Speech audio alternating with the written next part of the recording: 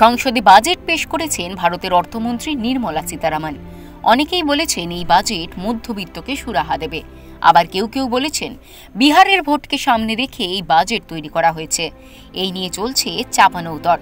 যে সমস্ত বিষয়গুলি মূল আলোচনার সেগুলি হল 12 লক্ষ টাকা পর্যন্ত আয়কর শূন্য করার প্রস্তাব, এআই ক্ষেত্রকে শিক্ষাক্ষেত্রে আনার জন্য 500 কোটি টাকার প্রকল্পের প্রস্তাব আনা হয়েছে, সমস্ত সরকারি মাধ্যমিক বিদ্যালয় এবং গ্রামীণ এলাকার প্রাথমিক স্বাস্থ্যকেন্দ্রে ব্রডব্যান্ড সংযোগ দেওয়ার পরিকল্পনা নেওয়া হয়েছে।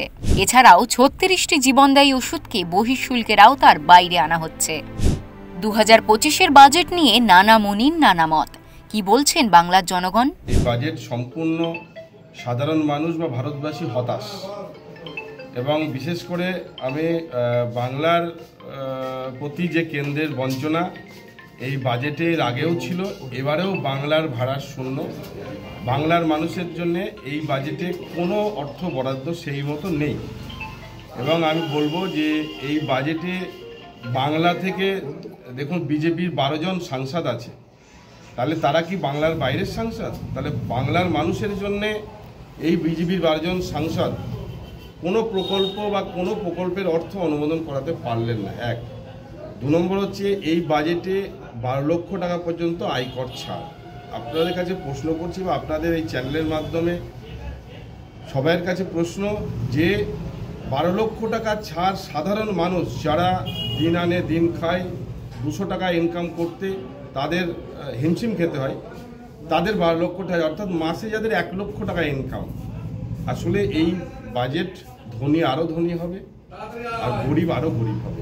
এই সশক্ত ভারতের ধারণা, তার এই যে বিকশিত ভারতের ধারণা, আজকে তারই ফসল হচ্ছে আমাদের এই কেন্দ্রীয় বাজেট।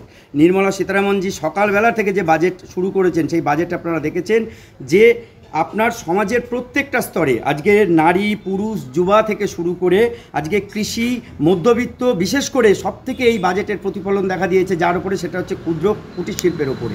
আজকে এই ক্ষুদ্র কুটির শিল্পের ওপরে যে বিস্তর মানুষরা রয়েছেন সেই বিস্তর মানুষরা আজকে এখান থেকে সরাসরি উপকৃত হবেন। নারীরা তাদের নিজস্ব উদ্যোগ নিতে গেলে তারা যে ঋণ সেই কেন্দ্রীয় সরকারের যে ঋণ সেই ঋণটা তারা পাবেন।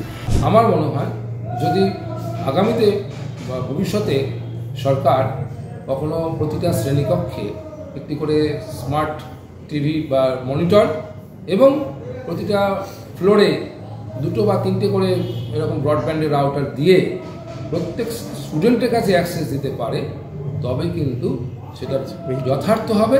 এবং সেক্ষেত্রেও দেখুন ব্রডব্যান্ড তার একটা সুবিধা অসুবিধা দুটোই আছে।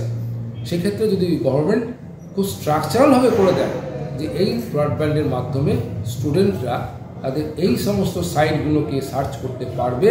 বাজেট যা দেখলাম দেখে আমার যেন কেমন একটা হাসি পাওয়ার মতো। 12 লক্ষ টাকা পর্যন্ত যদি কর ছাড় দেবে তো 12 লক্ষ টাকা ইনকাম কি সাধারণ মানুষ করে? নদিয়া থেকে সুরজিৎ দাসের রিপোর্ট, ওঙ্কার বাংলা।